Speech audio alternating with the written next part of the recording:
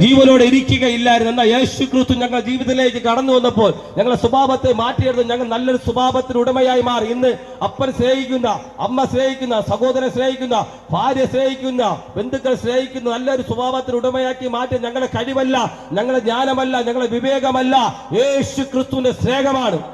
യേശു ക്രിസ്തു ഈ പട്ടണത്തെ സ്നേഹിക്കുന്നു, യേശുത്തിലെ വ്യക്തികളെ യേശു ക്രിസ്തു സ്നേഹിക്കുന്നു. എന്നാൽ യേശു ക്രിസ്തുവിന്റെ സ്നേഹത്തെ നിങ്ങൾ മറുതലിച്ച് കളയരുത്. ഒരു മനുഷ്യന് ലഭിക്കാത്ത സ്നേഹമാണ് കർത്താവ് യേശു ക്രിസ്തുവിന്റെ സ്നേഹം. ദാവീദ് പറയുന്നു, എന്റെ അപ്പനും അമ്മയും എന്നെ ഉപേക്ഷിച്ചു.